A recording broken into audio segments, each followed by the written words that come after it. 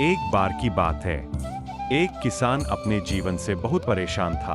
उसने बुद्ध के बारे में बहुत सुना था। उसने सोचा क्यों ना मैं गौतम बुद्ध के पास जाकर अपनी समस्याओं का समाधान ले लूं। ऐसा सोचकर वह बुद्ध के पास गया। बुद्ध पेड़ के नीचे आंख बंद करके बैठे हुए थे। तभी किसान बुद्ध के पास आया और उन्हें प्रणाम किया। किसान की आवाज सुनते ही गौतम बुद्ध ने आंखें खोली। किसान बोला, बुद्ध, आप बहुत ज्ञानी हैं। आपके पास तो हर समस्या का समाधान होगा। मैं आपसे अपनी समस्या का समाधान लेने आया हूँ। बुद्ध ने कुछ नहीं बोला, बस उसकी बातें सुनते रहे। किसान बोला, बुद्ध, आजकल पैसों की बहुत तंगी चल रही है। बारिश न होने की वजह से मेरी फसल खराब हो चुकी है। यही नहीं, पिछली बार तो इतनी ज्यादा बारिश हुई थी कि उस वजह से भी मेरी फसल खराब हो गई थी। मैं शादीशुदा हूँ और मेरे 2 बच्चे हैं। यूँ तो मेरी पत्नी बहुत अच्छी है, लेकिन मुझे कभी कभी उस पर क्रोध आता है। मेरा मन करता है कि मैं उसे छोड़ दूं और बच्चों को देखकर भी मैं यही सोचता हूं, अगर यह ना होते तो अच्छा होता।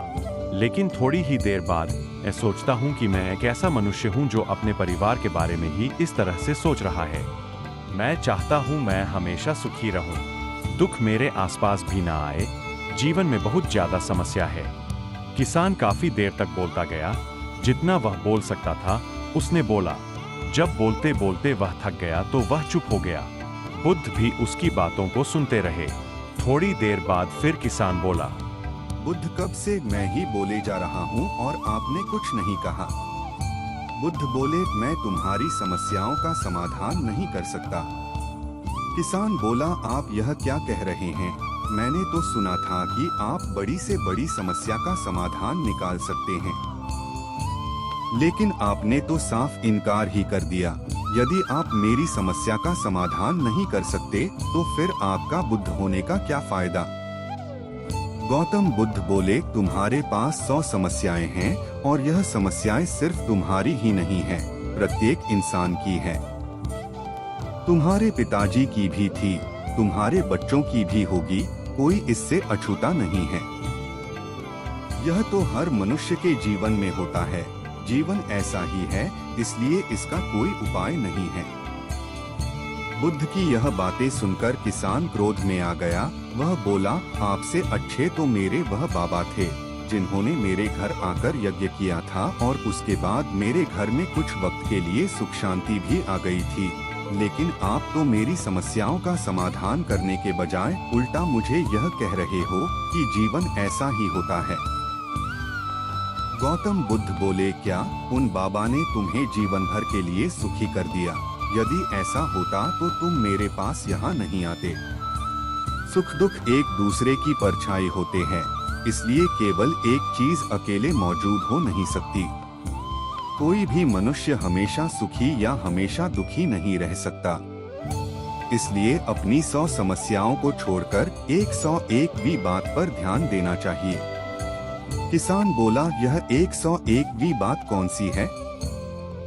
गौतम बुद्ध बोले, यही बात कि मनुष्य 100 समस्याओं को समझ सके। किसान बोला, आप मुझे बताए इन 100 समस्याओं को कैसे समझे? गौतम बुद्ध बोले, सबसे पहले हमें अपने मन से यह विचार निकालना होगा कि हमें हमेशा सुखी रहना है और दुख से बच के रहना है, क्योंकि ऐसा संभव ही नहीं है। इसलिए मन की इस खींचातानी को छोड़कर अपने जीवन को सहज रूप से जीना होगा। सुख दुख को रोकना मनुष्य के हाथों में नहीं है, लेकिन सुख दुख से ऊपर उठना मनुष्य के ही हाथ में है। समस्याओं को गौर से देखो, ये आती है लेकिन स्थायी नहीं है। कुछ वक्त बाद यह अपने आप चली जाती है। समस्या समाधान साथ साथ चलते हैं। समस्या है तभी समाधान का भी महत्व है और समाधान बिना समस्या के हो नहीं सकता। सब कुछ एक दूसरे से जुड़ा हुआ है, इसलिए जो इस बात को जान लेता है वही अपना सहज जीवन जी सकता है। बुद्ध की बात सुनकर किसान समझ गया कि सुख दुख को रोकना असंभव है, लेकिन इसे समझकर अपनी जिंदगी को सहज रूप से जीना आसान है। किसान बोला, बुद्ध, मुझे माफ कर दीजिए। मैंने आप पर क्रोध किया, लेकिन आज आपने मुझे यह 101वीं बात बताकर मेरा उद्धार कर दिया है। अब जान गया हूँ जीवन की हकीकत क्या है कि कोई भी समस्या ज्यादा देर तक नहीं टिकने वाली। इसके तुरंत बाद सुख है और उसके तुरंत बाद दुख है। किसान ने बुद्ध को प्रणाम किया और वह चला गया। इस कहानी से हमें यह शिक्षा मिलती है कि हमें भी अपना जीवन इस चिंता में नहीं गंवाना चाहिए कि हमारे जीवन में बहुत सारी समस्याएं हैं। समस्याओं का समाधान भी वही व्यक्ति निकल सकता है जो अपने जीवन को सहजता के साथ देख सकता हो। इसलिए जीवन के इस सुख दुख के नियम को हमें समझना होगा और फिर सच में हमारा जीवन सार्थक होगा। उम्मीद करते हैं आपको हमारी गौतम बुद्ध की कहानी बुद्ध की 101वीं बात पसंद आई होगी।